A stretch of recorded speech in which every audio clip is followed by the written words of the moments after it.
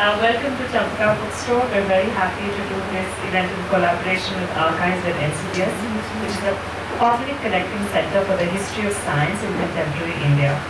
As part of their program, they organize this lecture series with talks by individuals based on their vast body of work and service. These talks are framed around their explorations in and around the archives, and more broadly around the history of ideas. For this lecture, which is the 55th of the series, we are excited to welcome Akshaya Mukul. Akshaya Mukul was a journalist for over 23 years and worked in the Times of India, Hindustan Times, Pioneer and Asian Age. He has covered politics, education and culture and is also a recipient of the New India Foundation, Homi Bhabha and Jawaharlal Nehru Memorial Fund fellowships. Some of his works include Gita Press and the Making of Hindu India and Writer, Rebel, Soldier, Lover, The Many Lives of Agyeya. The talk today is titled Agyeya and the Archives, Humanizing a Writer, Translator and Revolutionary. Thank you so much for your time and effort, Akshaya. I'd like to mention that all his books are available for sale. They are signed and they can also be personalized for you, so you can buy them at the end of the talk. Thank you so much. Over to you. Thank you, Radhika, for a very kind introduction. I'm delighted to be here. Thank you, NCBS, for inviting me and Champaca Bookstore for hosting the event. I love what NCBC does. In the morning I spent quite some time with archives and I was completely kind of blown by the way, the meticulousness and all of this archive is being built. And I and Venkat have been talking about this archive for quite some time now. And it's also, Agyeya would have been very ecstatic to know that an organization devoted to science is holding a talk on him. He was a failed physicist himself. As an undergraduate student in Pullman Christian College, Lahore, he worked as a research assistant of his physics teacher, James Bernard, who was part of the worldwide cosmic experiment of Nobel laureate Andrew Compton. Bernard and Compton were classmates in Princeton, and and Agyeya became his research assistant, going with him to in Srinagar with deep insight, and he wrote one of the most brilliant pieces on science writing. Something I was telling Venkat in the morning, called Kirnoki Coach Me. Now few people are interested in translating it, but it's completely one of its kind piece in science written, and he's using very very complex physics terms in Hindi, and his and it has remained one of his best essays on science. Even if you dig into his papers, you will find that he kept collecting papers on physics, and later when he was diagnosed with cardiac problems, he kept collecting papers on research in cardiology. So science was part of his consciousness, even though literature was his life. And one of the finest, though contested lecture he ever gave, can I just leave it? I think, one of the finest, though contested lecture on fiction of modern India he delivered was at the University of California's Medical Center in 1963. It became very contested, and he always used to say, look, I went to a science institute and I was so well prepared, and it remains one of his best lectures, although his contemporaries and later generation people kind of punched loopholes, which was very typical of the Hindi world and continues to be so. So sometime in 2015, when I decided to write a guest biography, there was already a myth of Agyeya, and the Hindi world was vertically divided into those who love him, could take no criticism, and had given him godlike status. In his life as a revolutionary or a writer, they were not, and the second set, consisting mostly of Marxists, demonized him for being an agent of the British Empire and later CIA and whatnot. To add to it, there were hundreds of books on Agyeya, mostly an assemblage of reminiscences which perpetuated the myth around it. In early 2017, when I got the access to Agyeya papers, full 20 trunks, one almirah, many cardboards, One of the first later I read was Agyeya Admonishing Mangal Singh Suman, who was a leading Hindi writer and poet. Uh, Basically admonishing Suman for spreading lies about his love life. This was far from the boring melancholic writer painted by his previous biographer. On another day, neatly tied cardboard box emerged from one of the 20 trunks. Inside were dozens of lively, heartfelt letters from Kripa Singh, Agyeya's lover in the early 1940s, but completely unknown to the world. Amidst them were two neatly folded monogram handkerchiefs and a lock of hair neatly clipped to the paper. Maddeningly, among those buried treasures, there was only one letter to her from Agyeya, back to her parting letter. So Agyeya's meticulous papers, I can reverse in time on his archives. Agyeya's meticulous papers had everything that makes a robust archive. Letters to friends, family, lovers, fellow writers, publishers, and politicians, full of rationalization and subterfuges, exaggerations, wistful thinking, deliberate falsehoods, and elaborate politeness. They existed along with his diaries, manuscripts, drawings, photographs, notebooks, draft clippings, notes on museum tickets and art brochure, furniture and underwear design, rent receipts, and uncashed checks. Agyeya's entire life, his magisterial voice, his itinerant spirit, his candor, his warmth and sincerity, and his unsettled self, and proof of the controversies he caused were contained in the boxes. But the mammoth private papers threw more questions than I could imagine. There were gaping holes in the narrative, and to fill in some of the gaps sent me on a wild goose chase. From my favorite archive at the Nehru Memorial Museum and Library, which houses private papers of Agyeya's contemporaries, such as contemporaries and seniors like Premchand, Janendra Kumar, Nemichand Jain, Siddhant Singh Chauhan, and others. These two political idols, M.N. Roy and Jayaprakash Narayan's papers in NMML, helped reconstruct Agyeya's life beyond literature. Together, these archives help understand why Agyeya was a lifelong votary of democracy in politics and liberality in literature.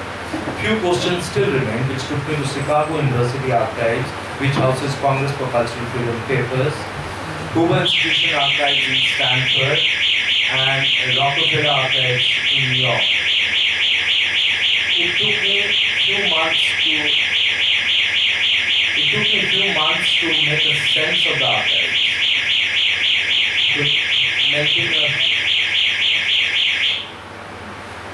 It took me a few months to make sense of the archives, melting a personal archive, making a life out of inert material in boxes, and searching for truth of a person's life without imagining facts can be an arduous exercise.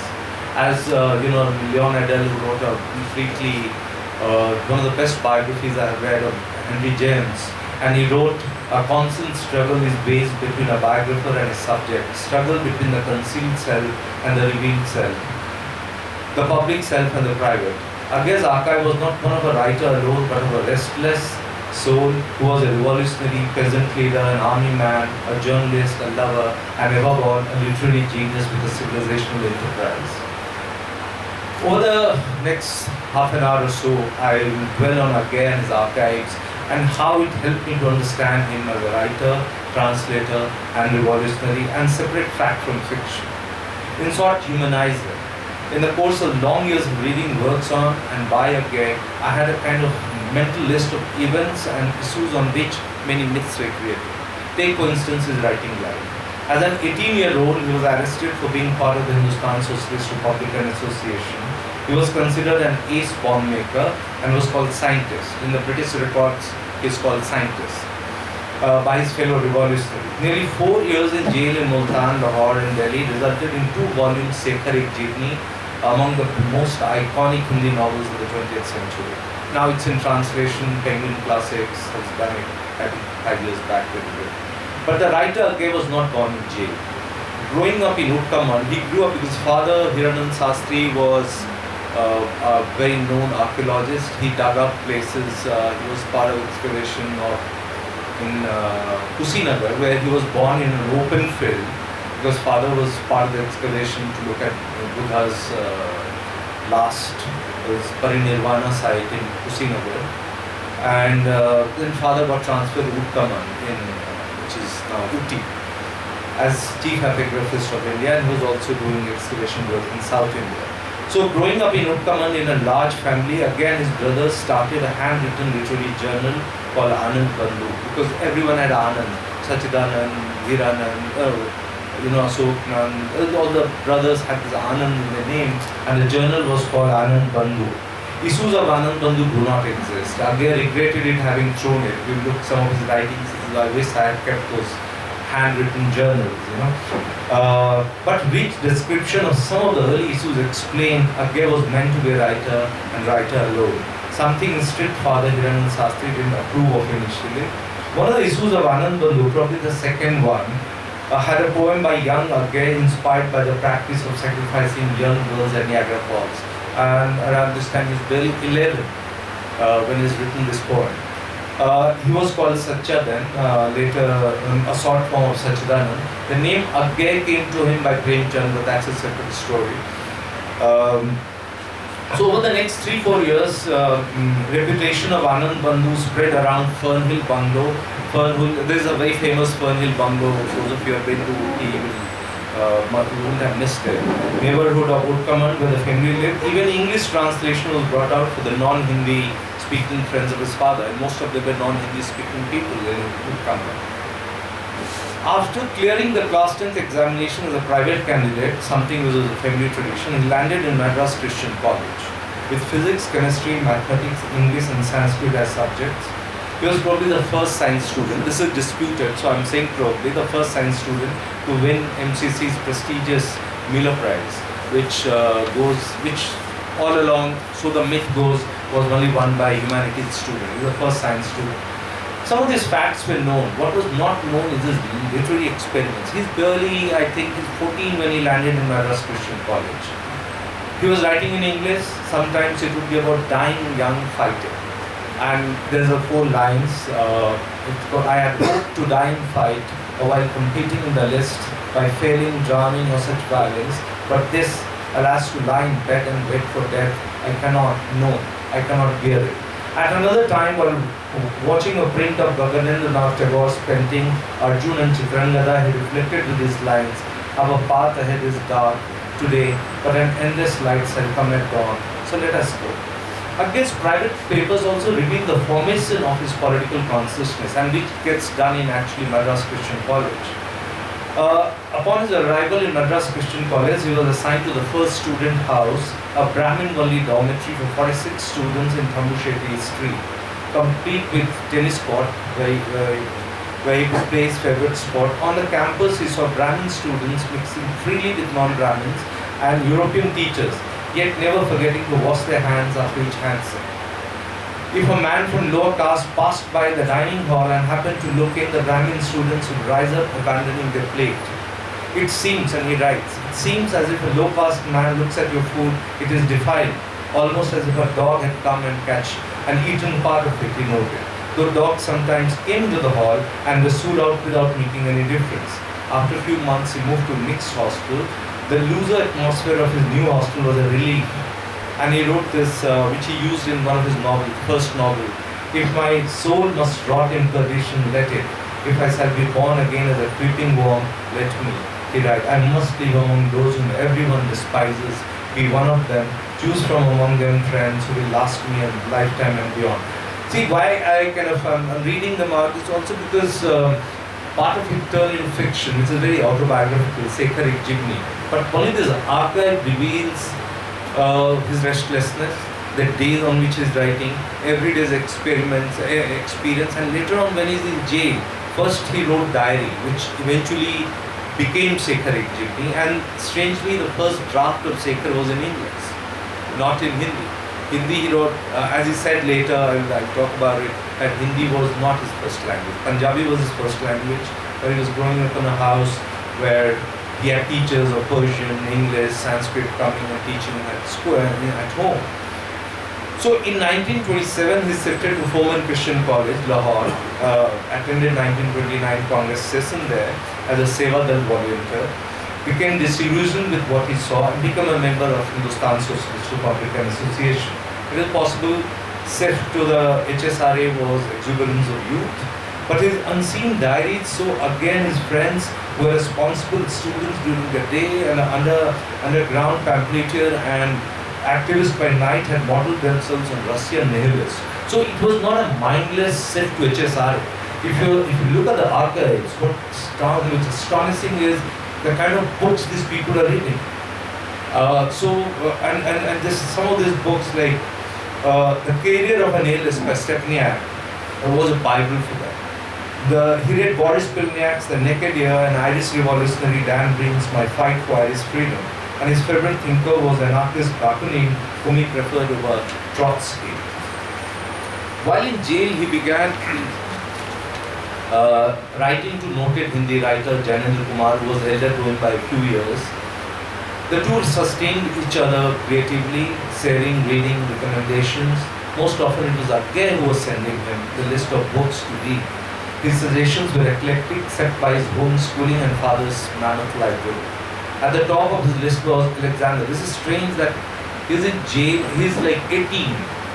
And while writing this book, when I saw the list that he's writing, I actually kind of stopped my work and started reading some of his books. I had not read them. And this is like Alexander Kuprin's Yama the Pet, The Controversial Tale of a Woman Who Owned a Brothel. And Agyeya said that, look, something on a subject like this, it was so realistic, unlike the works of Emile Zola and other French writers who explored similar conventionally objectionable themes. Agyeya contrasted Kuprin's treatment of the brothel with a pornographic book by Hindi writer Pandey Vechan Sarma Ogre. So he's also taking on giants in this later. Pandey Vechan Sarma Ogre by then is a big name of Indian literature. He's in jail, he's corresponding with him, he's saying what he has written is pornography. It's not kind of thing that should be written. And the book was, Ogre's book was called Delhi Ka Dalal, Pimp of Delhi. If only Ogre had read Kuprin, Agyeya argued Hindi literature might have been saved from certain afflictions when it came to describing such subjects. Agyeya exhorted Janendra to get Kuprin's Yama translated into Hindi. So there's a constant translation thing also is happening right from jail. Even before that, even in school he's doing it, in college. A few years later, Janendra published Tyag Patra, which is in translation, which is in English translation also, is a widely acclaimed novel about a foreign woman, which has been compared to French writer Gilles Laporte Etroy. Agyeya recommends a lot of books like Red Lily by Anatole France, Pulitzer Prize winning Thornton Wilder's The Bridge of San Luis Rey, in which a witness investigates the lives of 5 men killed in a rope bridge collapse in Peru. Agyeya was impressed by Wilder's narrative style, finding Hindi novels lacking in comparison. After reading it, he just felt Indians did not possess a serious, scientific and experimental attitude. John Galsworthy too was among his favorite authors. Agyeya admired Galsworthy's criticism of bourgeois life, written without a trace of radicalism. A bourgeois himself, Galsworthy painted an objective view of his class, their true life even, their though very limited, non-permanent, non-universal life. Agyeya told Janendra, he contended that no one could become progressive reading Galsworthy, but every progressive must read. And there is a whole list of Russian literature. And while drawing this, inspiration from European titles, Agyeya continued his own experiments with translation. And he translated this Russian pamphlet, which was very, very popular with revolutionaries name called ABC of Trade Unions for colonies. Again, the translation doesn't exist because it was handwritten. It was printed by in a very secretive fashion in Lahore. It was passed around. So, but he proposed deleting or modifying a problematic chapter on running illegal trade union movements under repressive regimes, because he was in jail and if he was caught, he would have faced, more longer sentence. He also claimed to have translated other subversive texts for pamphlets, sometimes moderating them to avoid police attention. There was a book on the history of revolution, which he desperately wanted to. He doesn't write what this book was. And from jail, he's even writing to the publisher. He's writing to the institute which held the copyright, and but it somehow never happens. And after he comes out of jail, he's very impatient. He doesn't know what's happening, and he calls that phase, I'm mentally going steadily downhill. His whole family, he says, I hate people, meeting people, because I'd rather go back to jail, because it was at 4 years in jail, I'm not used to people, and everyone had ideas of what is to do in life. And so he kind of writes a letter to a very noted Hindi writer called Banarsi Das Chaturvedi, who was editing a very iconic journal from Calcutta called Visal Bharat. And he tells him that, I want to do something desperate. And he says that, and so he said, may I go and join may I go to Spain and join volunteer in the civil war? And this guy says, what is wrong with you, So this desperation and all this finally leads him, finally he gets a job in Agra where he starts editing. He's not the editor, because the editor was Krishnadat Paliwal, who himself was a Congress leader, so he didn't have time. So mostly the place was run by Agyeya. And he will even criticize Congress. It was a very pro-Congress paper called Sainik. And weekends, what he'd do, he'd spend time with a very noted, someone who was his guru called Maithili Saran Gupta. And he became a peasant leader. It's a very little known fact about Agyeya. People generally, they talk, and he got very serious about it. So he'll spend a day or two in Meerut, where he'll organize peasants. And in 1937, he leads a whole, the march of peasants to Delhi, and he tells Nehru, and Nehru tells him, Nehru was very enthusiastic when he heard about the march, and he said such gatherings help to bring the agrarian issue to the forefront and to organize the masses. He even promised to attend if he could, but Nehru also told Agyeya not to expect resolution of any of the demands immediately. So we can just see, this is like he is 18 plus 3, he's basically 24, and look at the very rich experience he's getting. Agyeya had understood that politics meant doing things which were not always popular, following mind and heart more than public opinion. The opportunity came during the Second World War. Now, he had already organized a big convention of writers against fascism, where he called people who were aligned to left. He was never left. He called himself a free thinker. If at all, he said, I'm an anarchist. That's closest hand to any ideology. But then he went a step further and decided to join the British Army. This one act made him a suspect among the communists, who till now call him a stooge of the empire. How can a revolutionary of the 1930s join British Army in the early 40s? They asked, alleging that it was done to seek favor. But Agyeya was convinced. As for favors, he got nothing. Temporary job in AIR was all he had, and often his salary was deducted since he would be absent for days together. Kripa Sen, his lover those days, admonished him in her elegant prose. This is writing to him.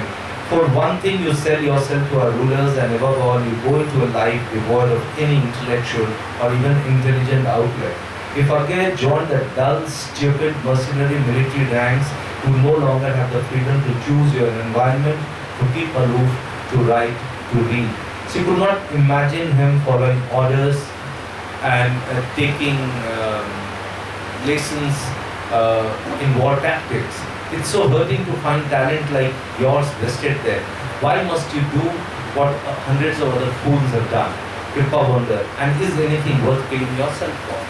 Now, this results, Agyeya writes a long letter, spent over many days. This is one of the longest letters he ever wrote. He was he was kind of miser when it came to writing to people. He said he called it a war worthy of joining. Even though war in general was unsavory and brutal, he was free to decide whether he was taking himself too seriously or feeding his own ego. He did not care. As for a warning about living with less intelligent people, Agyeya agreed, but argued that interacting with lower rank officers and non-military personnel would teach him a great deal. Therefore, he writes, therefore my death will not be as quick as you fear. I mean the intellectual death, he assured her. He disagreed that he was following the herd. On the contrary, the country had too many wise people and too few fools. Wise people looked at the emoluments that came with the post, not the work expected of them. If you disagree, can you tell me the name of one foolish Indian author who has taken any risk? related to war or anything that took him out of his comfort zone, he asked. His private papers read along with those of Nemichand Jain shows how he got no perks of being in army, the irregular salary. He came out of army without job and was planning his next move to start a journal from Allahabad and was selling things he had accumulated over the years. The most important outcome of army assignment was the publication of Nadi Ke Dweep, and I would strongly recommend people to read, those who can read Hindi. Because the translation came, he himself translated it in the late 70s, 80s, the bad translation by him. So now I believe some people are at it. It's his second novel, After Sacred, came in 1951. It's among the most eloquent work on anti-fascism. The entire novel is kind of he explaining. Partly he must be worried with the kind of attack he was facing from his lover, everyone around him saying, why will you go to army? And people saying you have stools. And then he writes in Nadi Ke Dweep, it's a love story, and it's more autobiographical than say Correct Jimmy. You can actually just see the characters. Kripa Sen is there, Kapila Vatsang, his second wife, who was kind of then married her later, and Krishan Chandra, the noted Urdu writer. Everyone is there. Agyeya also had a rare honor of being called CIA agent, and within 10 years, this is 1940s, mid-40s almost, when everyone calls him a British student. Early 50s, he becomes a CIA agent for everyone. And so much has been written on Agyeya's CIA connection with so much conviction that at times it appears to be true. But truth as always lies in between, a fact where the context always sounds dangerous, same in the case of Agyeya's CIA connection. Yes, he was organizing secretary for Congress for Cultural Freedom, meeting in 1951. Congress for Cultural Freedom was started in Berlin in 1950 by CIA. But at that point, nobody knew. Only in the late 60s, people figured out that Congress for Cultural Freedom is being fed by CIA. And its headquarters was in Paris, not even US. So it was done, and this was to compete with a larger, the spread of communism. Yes, he was the organizing secretary of CCF, which was shifted to Bombay at the last minute since Nehru did not allow it to take place in Delhi. Agyeya was instrumental in establishing the Indian Committee for Cultural Freedom along with Meenu Masani and several others. Everyone came to the meeting, that 1951 meeting in Calcutta. Arthur Koestler, James Burnham was a great American philosopher, Vijay Prakash Narayan, B.R. Ambedkar, from the Ravi Chattopadhyay and K. Mukherjee, who was Nehru's cabinet political. At that point, it was not known that CIA funded CCF. The expose happened in the late 60s, and Jayaprakash Narayan himself had to face a lot of heat because he continued his association with CCF.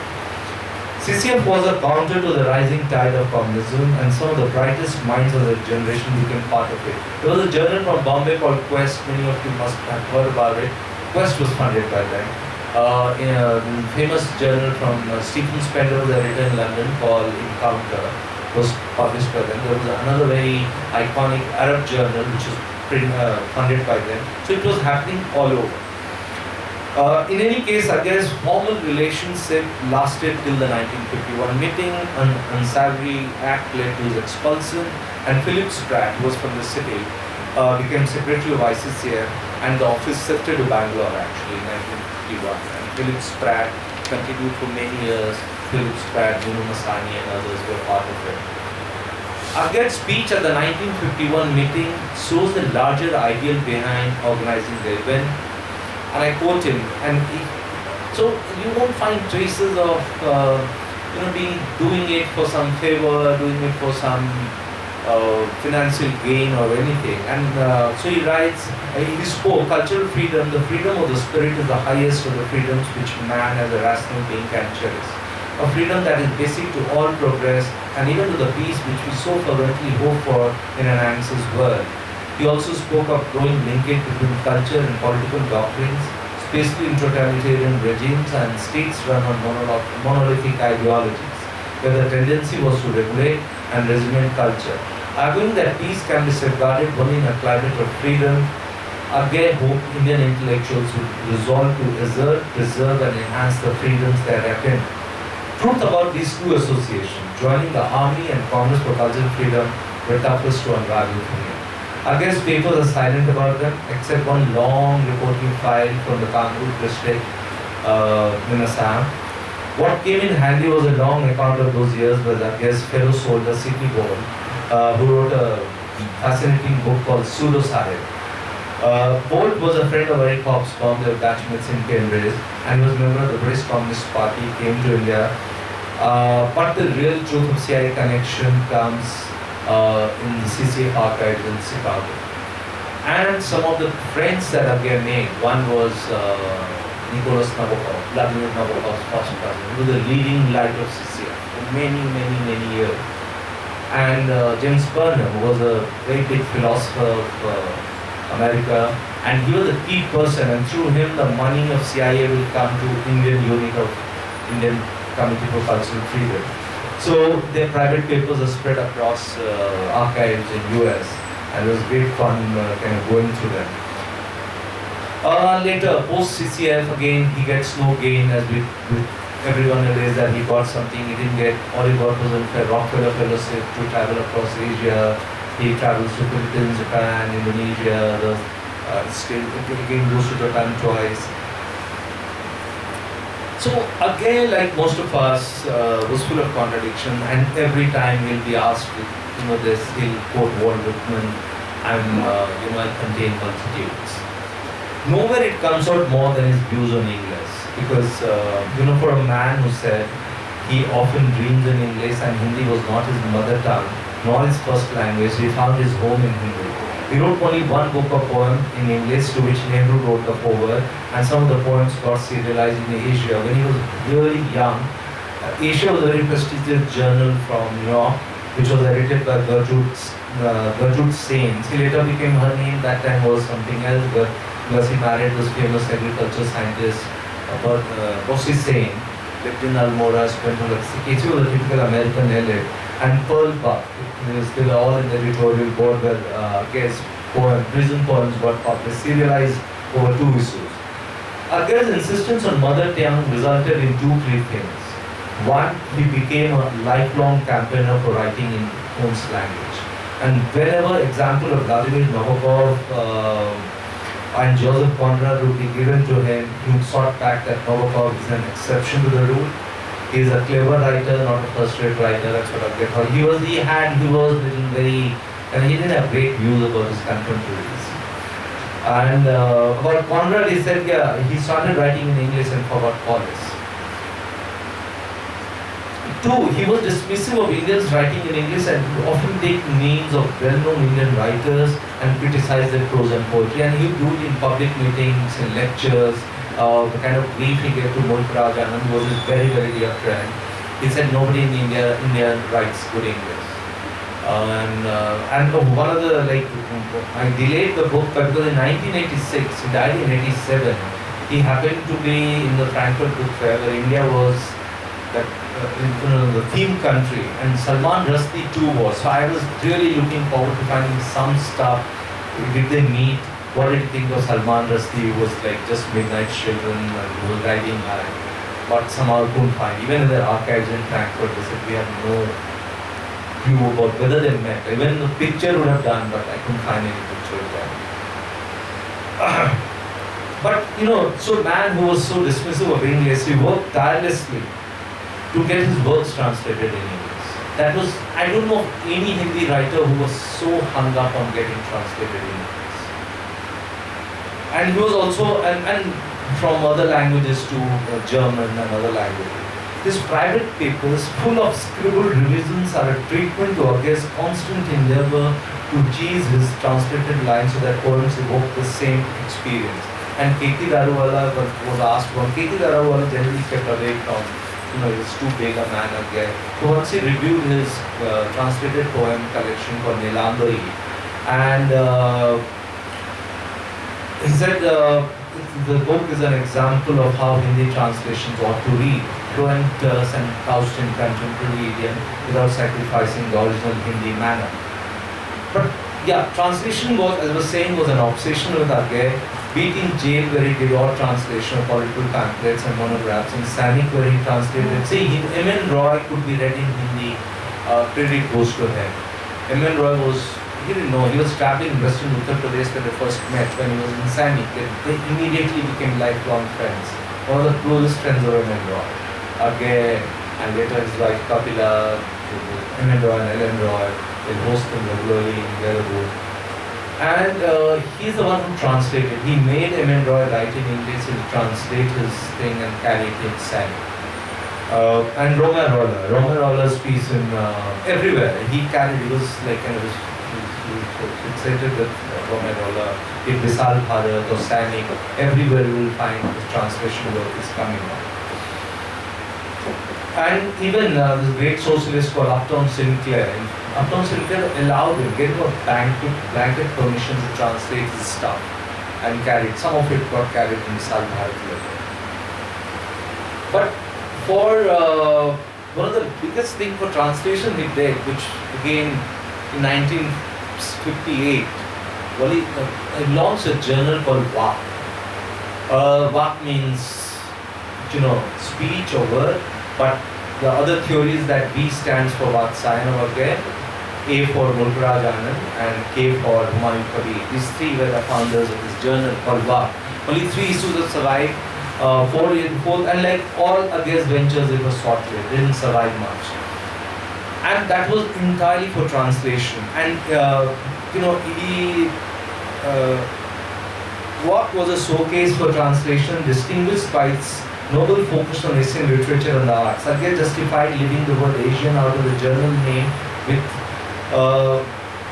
his argument that muses thrive best without regional adjectives.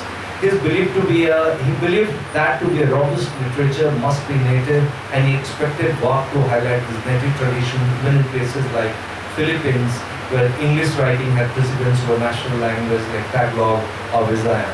In India, Agyeya added it would be accepted as at least not an unfair statement that is Indo-Andean writers have not been generally accepted as India's most representative ones.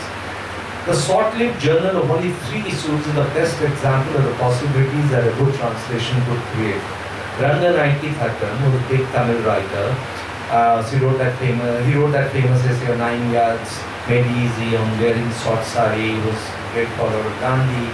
And he sent a piece of Tamil writer, that time not known outside Tamil circle, called Konastha. And that story, The Royal Owl, and my friends who read Tamil, they said the only day they, a lot of them read Konastha through The Royal Owl, which was translated, and it got carried by many publications later. Then another big Hindi writer, little known but very bright writer from Banaras, again gets translated in English in Vak. It's an English journal, so man who was so averse to English, he launched English journal, started translating their writing. So Nirmal Verma's writing, Krishna Baldev Bhatt, all the Hindi novels, the early writings were translated in English in Vak. And then he's getting even the best of Asian, like Japanese, this famous Japanese poet Ayako Nakahara, who was basically a nickname for, it was a pen name, pseudonym for Ayako Soga, then Sai Aito was a big essayist. Then A.K. Ramanujan was still in India and he was very frustrated. He would write these long letters to Agyeya saying that I have to do something. And his translation of Adiga's became, that was again part of Ramanujan's collected works later, called a poem called Do Something Brother. I don't know the Kannada name of it. And another Kannada poet, K.S. Narasimha Swami, in the concert hall, were all first published in War. And again spent tremendous energy translating his own poems and showing to his very dear friend Leonard Nathan, who was one of the leading American poets, and they were great friends. And then again taught for over 3 years put together in Berkeley, and that's where they became friends. And again the theory that look, people who don't read me in Hindi, I need to be translated in English, because even of people who are not fluent in Hindi and not yet lost touch with Indian languages. So there he had this argument, and therefore he was getting himself translated a lot. Then the long argument, which is the archive, Erich Steiner, who is a Danish poet, very big poet, I discovered only through his papers. So can you believe it, that like at least 10 letters they're exchanging on art of translation. And Eric Steiners had translated Agyeya's poem, Prison Poem, from English to Danish, and later he was involved in translating Premchand into Danish. And there is a long exchange in art of translation which happens, and so much so that one translation, English translation which had come to Steiners, he abandoned it because again told him it's bad translation. And one of the things that it says about Indian languages, translating from Indian language to English is, I found with a lot of my, academician friends who teach literature, they also agree with it. He says that unlike English, which is a genius for understatement, most Indian languages tend to overstate. And this fact in itself creates a problem for the translator. Inevitably, there are phrases and sentences and sometimes whole paragraphs which appear redundant. Now, the highlight of this translation thing of Agyeya reaches peak in Berkeley when a venture which had started in the 50s by another of his friends called Vidyanivas Mishra, who was teaching in Berkeley, taught very briefly in Chicago. They had started an anthology of Hindi poems in English. And this is probably the first anthology ever published in US by Indiana University Press, and everyone was kind of so. Mishra was so this collection is important because the whole process of translation, which is in great detail. So what will happen? One of the translator of that in that anthology is a lady called Josephine Miles. Josephine Miles is very interesting because Josephine Miles is mentor of Allen Ginsberg. It's because of her that Hal got published. She's the one who knew Lawrence Ferlinghetti, who died at the age of over 100 2 years back. She tells Lawrence Ferlinghetti, you have to handhold this young poet. And he publishes Hal, and rest is history, and Allen Ginsberg became big. Then she is the one who's translating Miranda. Person who doesn't know language, and it always kind of, so if you look at the private papers, so how will this translation workshops happen? So there will be like Vidyanivas Mishra, Agyeya, Josephine Miles, there are some other American poets, Leonard Nathan. Nathan knew Hindi later. So since it just read the poem 20 times, Hindi, and then explain me 5 times. Then she will write, then show it to them, and one poem would at times take 5 days. And even the most critical of Hindi writers and Hindi world is very petty and full of factions. Even they agree that some of these translations by Americans is extraordinary. So this was like, so they were like, but what happened again is, and a lot of people said it in his lifetime. By 70s, he's become a bit of a messiah himself, 70s, 80s, and you know what happens when you become a messiah, you're surrounded by too many yes men. So he translated his Anadi Ke Dweep, which I told you was a bad translation, although it got very good reviews at that time. But there's another novel he wrote, which is his worst novel, called Apne Apne Ajnabi, which is in translation, again translated by him and this student called Gordon Rodamal, and this was like Agyeya's lowest point as a scholar, as a writer. What happens that it was his dissertation, it was part of his MA dissertation that he will do translation of Apne Apne Ajnabi. The translation takes place, Agyeya sees the translation, he says it's not good enough, he kind of reverts that translation, and Rodamal has gone on holiday back to US, and when he returns he finds that the book has already come out without his name, and he almost loses his MA degree. So, Agyeya becomes very picky. He said, yours was a bad translation. He said, yeah, it was a bad translation, but at least you should have told me, instead of reworking the whole thing and going ahead and publishing it. What happens to my career as an academician? I lose my MA degree. It got resolved very later. So this translation brought out the worst in Agyeya, and even, except for most of the translation, he did not let people translate when it came to English, anyone. He'll do it, show it to Leonard Nathan, 1 or 2 people, much later Pratish Nandi, which was much, much later, in the early 80s, he died in 87. But some of his translation, and he'll get very upset when some of his translations would not be kind of will be criticized. For instance, there is very famous, which is still in circulation, collection called Signs and Silence. What happened? This young Mrinal Pandey, all of us know Mrinal Pandey, she was a very young critic, and she just kind of, she gave a scathing review, and those days Agyeya was a messiah and he couldn't take criticism easily. So people whom he knew, if they criticized, stop talking. So translation had become a kind of a very touchy subject. Now, 4 years before he passed away, another long pending translation project ended, which was going on for many years. It's like the Indian poetic tradition. It's one of the best which which was like putting poems together from 1500 BC to 1700 Christian era. And it has poems from Sanskrit, Prakrit, Pali, Abram, which were all translated by him. Later on, few more people joined, I think, with Anivas Misra and all. And it was very well received.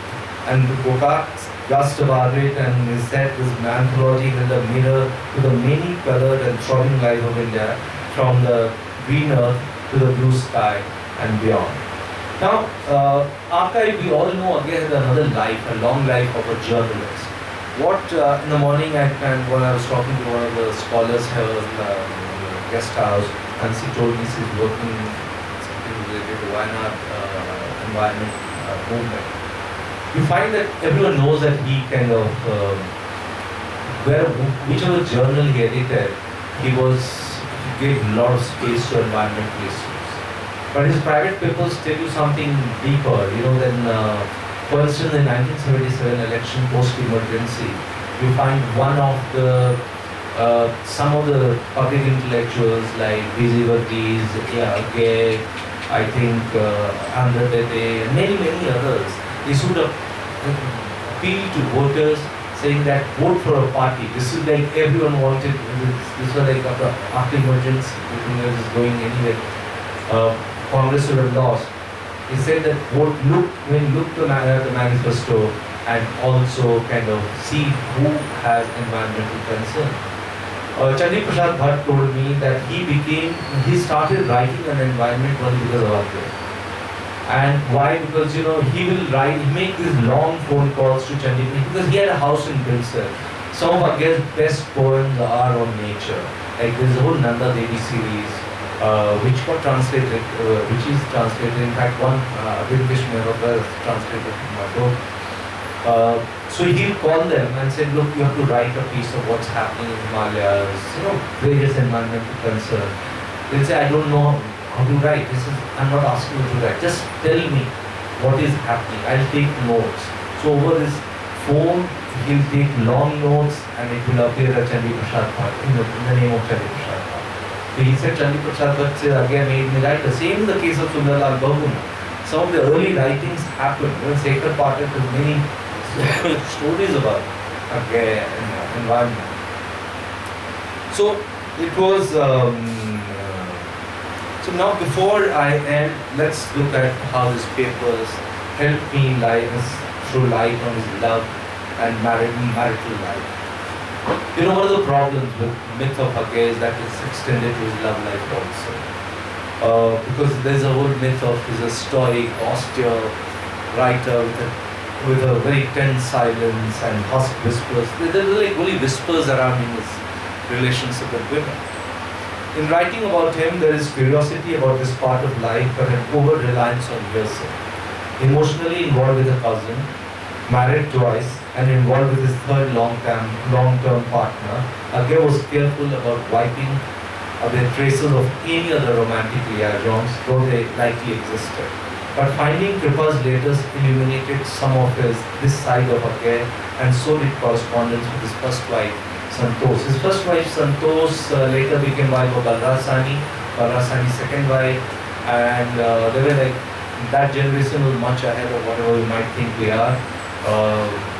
Santosh was first cousin of Balrasani, and they ended up marrying after Damayanti died. So his relationship with women, each of them talented in our own right. Some of these women, the extremely talented women, tended to be extractive, whether financially or for creative gains. Scholar and former Rajya Sabha member Kapila Vatsayan, against strange second wife, I tried I've known over many years, I tried to talk to her for the book. I tried all the journalistic skills I had learned, but she declined to interview. Only once, and that also must have been in 2020, just before pandemic in February, I went to meet her. I said, listen, you have to talk, give your side of the story. And she rebuked me, basically saying, don't you understand a man-woman relationship? It doesn't end with someone walking out. Let my story go with me. And she died in September 2020. Thankfully, his papers had enough, including the last letter he wrote to Kapila from Berkeley. And here is a short excerpt. And you know, the creative, the literary genius that he was, Agyeya was very boring when it came to writing separation letters to his lovers in life. They are almost at a template. Few lines here and there would change. So this letter that I'm reading is to Kapila Vatsayan. And he's writing from Berkeley, where he's already with, he's found another lady, Dania. And he's writing, and I quote, the marriage no longer has any meaning, being in part broken and in part dwindled away. And I would like you to think yourself as free from it, and such of its consequences that you can heal yourself of, as I'm going to try to do. Even in parting, he was advising Kapila this time to recognize the end soberly and make it explicit in a formal public way. A clean break, he told her, would create afresh the possibility of a friendship, or at least not leave too raw and bitter a wound. Agyeya wanted Kapila to give considered thought to his suggestions. When he returned, Agyeya went to live with his publisher, Sripath Rai in Hojkas. When he died, both Kapila and Neela met only time, and they hugged each other. So, you know, this was Agyeya. But most of the love story, you know, even there are like, which I mentioned in the book. So he had this odd, you know, you can call it one night stand, or he had a parallel scene going on with many women. The Argentinian writer, Argentinian woman who says, please send me air from where you are. Is in Berkeley or somewhere, or is it somewhere in Germany? There's another German lady. So he had that. And people who love him will just put, you know, old blanket on it saying, no, things like this, he was married. In fact, after the book came, some of Aggyeya's lovers are very upset with me because the Kripa Saint came out from nowhere. So this in short is this Agyeya, the archive. It's been 36 years since Agyeya left, a contradictory person in many ways, a reflection perhaps of the complexity of the last century of Indian history, which saw two world wars, the rise of Gandhi and the struggle for freedom, independence, and an aftermath of partition, the ambitions of the Nehruvian state, the imperilment of democracy during the emergency, and even the rise of the Hindu right. The different strands of 20th century Indian literature, its various ideologies and divisive politics, when viewed through the story of Agyeya's life, is not the monochrome that Indian history is often seen as. His legacy will continue for a long time. New works on him will come. My work, Science, a light on the corners of his individual history, is an attempt to humanize him and make him more accessible. Yeah, thank you.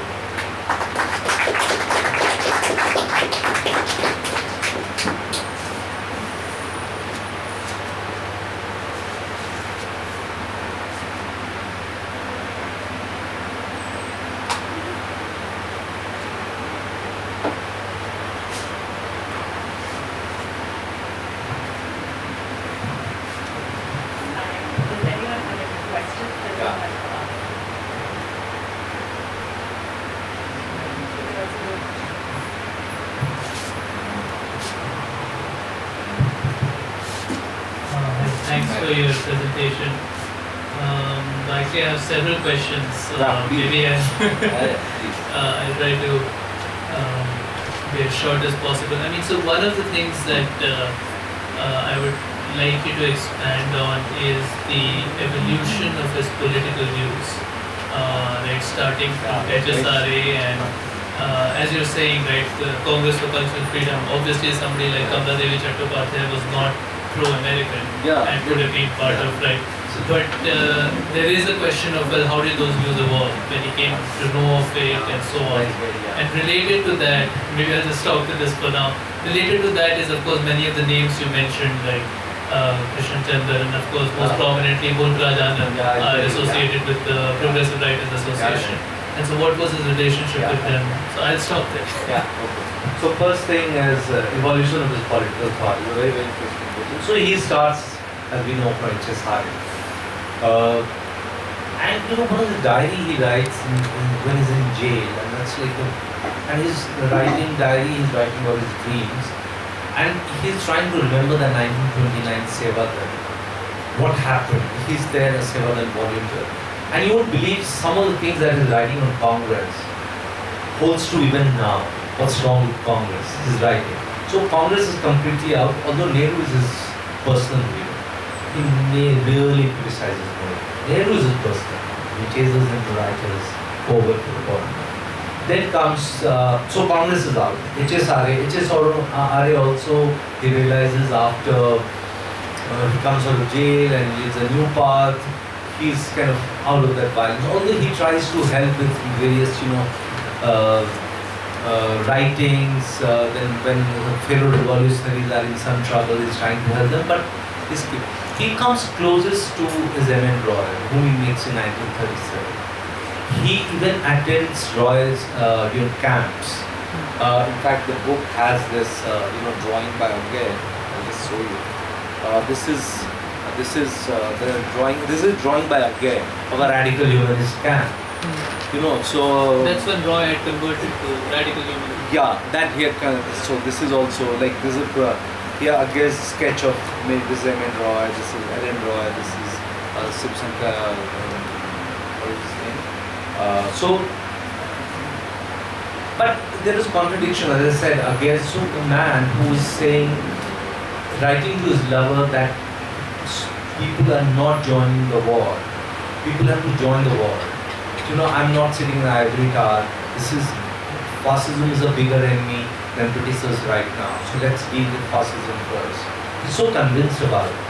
By sometime in the 70s, Duke University started doing a long archival kind of interview with him, which is, I guess, it's one of the longest interviews we get over many, many days, over in fact gap of few months. So almost like a Paris review interview. So he's asked this question and he says that, look, call me an artist. He asked, what do you want to be remembered as? So he says, call me an artist. Even though he joins radical humanist camps, he's not, never becomes part of it, formally joins it. That's what he claimed. And I tried looking for many of the records. Although one book, Fox book, which is a very good book, says he was part of the Roy camp. And now after that, what becomes is he's very close to socialists. So just see, his Jayaprakash Narayan is his role model. When Jayaprakash Narayan launches Everyman's Weekly, then mainstream media has stopped writing about him in the early 70s. Not much. So he launches his own paper, weekly paper called Everyman's Weekly. Agyeya becomes celebrity. That's short-lived, like all his jobs. Then by 80s, 70s, after he gets Gyanpeeth, something he's in search of Indianness stroke Hinduness, right? So he starts attending, he attends one meeting, he goes for BPR, Advani invites him for the foundation of BJP and he goes. RSS also invites him for launch of a book. Again, this will not be seen as having gone to that camp or anything, but he's raising very, very serious questions about secularism. And I have absolutely some of the questions that he raises about secularism are very valid questions. In fact, Ashish Nandi, if you read his take on secularism, is almost similar to what Agyeya was raising. He's saying we need to reinvent this secularism. It's not working in Indian context. He says secularism is not an Indian concept. It will not work. He never, throughout his life, better part of his almost 70, over 65 years, you never hear him going to temples. He goes to old temples more as a kind of to learn the architecture, the place, society, not as a devotee. He started doing those verses, old health, ailments, he's doing that. So he's constantly changing his, that's kind of roughly in a nutshell the evolution of his political thought. And he says, I want to be remembered as an anarchist. He also suffers from this thing that I always have to do something differently. There is a very famous poem which Kumar Gandhar remembered. In fact, first time I heard that poem was from Kumar Gandhar when I was in college. Okay, Bheed ka matum, some of you I'm sure can understand Hindi. Bheed ka mat ho datare, pantu digvad pant ke samudaya se ne tu akela mat chhu. This is, don't be part of the crowd, but don't get left behind either. You know, so that was Agyeya. So he'll always be doing things very, very differently. He'll say things when no one is saying anything. So in a way, he's a free thinker. I call him the Hindi's first free thinker. Hindi world's first free thinker. As for other people that you mentioned, see, the All India Radio was coming up. Agyeya was in All India Radio, kind of freelancing, doing, retainership, that kind of thing. And he mostly worked in Delhi. Occasionally he'll go to Lucknow, but most of it was in Delhi. And that's where he met a lot of these people. Mulkraj Anand again, Bombay, through, I think Mulkraj Anand and Krishan Chandra he met through Kripa Sen. Because the time Kripa Sen was getting close to Agyeya, she was paying Krishan Chandra was chasing her. He was madly in love with her, Krishan Chandra, and she was not interested in him. So the book has all these details of how Krishan Chandra feels bad about losing out to Agyeya. So that's how they got to know, they became friends. Mulkraj Anand was his friend for many years. There was also, the Asian Writers Conference. Then one of the biggest literary conferences happened in the 50s in Allahabad, where from Karans to big Malayalam writers to Bangla writers, everyone came to Allahabad. And that's when they struck real friendship. And it continued. Mulkraj Anand, they will fight, they will argue and all, but they will always they remain friends. So this whole cast of characters comes from these various things. Yeah.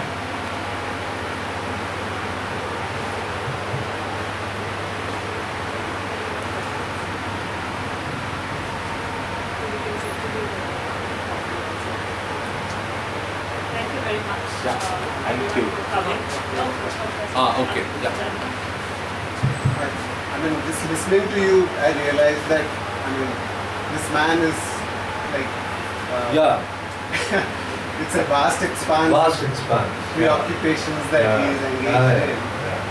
And I guess as a biographer, you can't be left behind in these preoccupations. And I guess it's a brave attempt because you're also you cannot be light-hearted about his preoccupations. You have to engage with them, whether it is political views or you have to views engage of with everything. language or translation. Everything. Don't brush anything out of the Yeah. So how did you choose? I'm sure you have made a selection of what you would engage with. See, biography, because there's so much about Agyeya already in terms of Hindi world, and everyone you meet in any Hindi department is an expert on Agyeya. Even now, it's strange, I went to give a talk in Delhi University and I asked students around, they were like graduate scholars, students, PhD scholars. Even now, most of the PhDs in Hindi is still getting done either on Agyeya or Bhakti. It's strange and it's boring. Why should you be working on Agyeya? So much is happening, what is the meaning of love poems of Agyeya, nature poems, boring. So, one thing I was, therefore when I started writing it, there are too many literary criticism and this thing about Agyeya already. Not that I left out anything about his big works, be it Shekhar Ekjiti, the whole process of writing. What happened? Where is this coming from? Those long dreams, which are very graphic dreams, that's a seed of Shekhar Ekjiti. So all of that within the archives. And he'll dream, he'll wake up in his dream at say 2 in the morning. At 2:05 he'll start writing those court papers that he had in his solitary jail confinement, some papers he had. He'll start writing with pencil.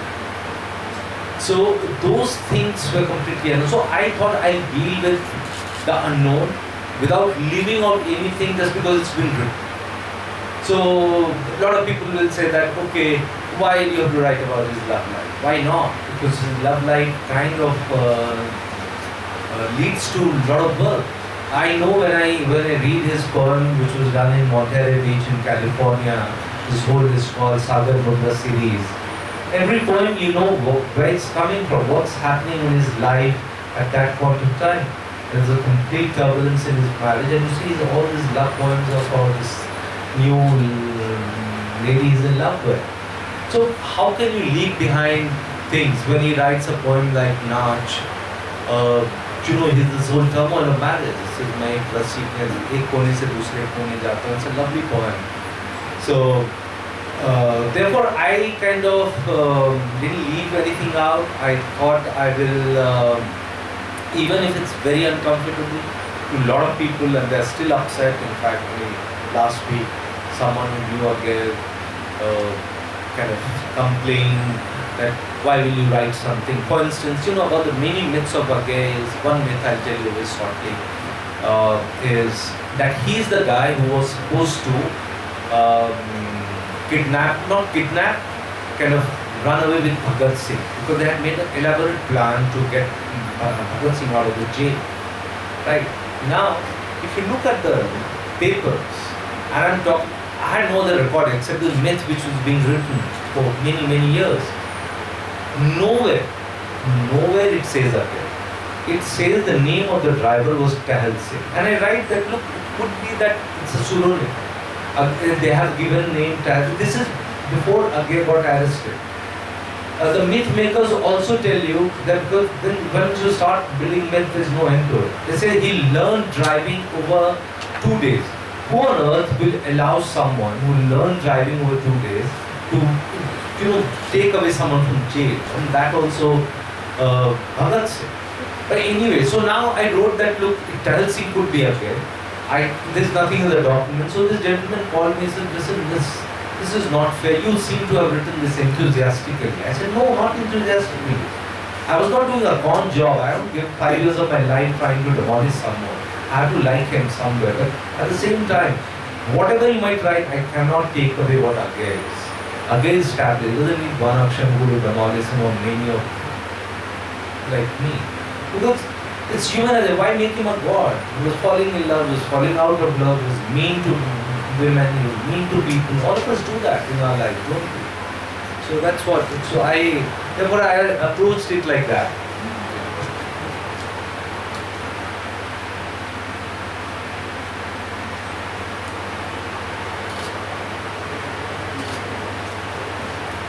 Thank you so much for coming here and enlightening us in this wonderful talk. And thank you all for being most lovely audience.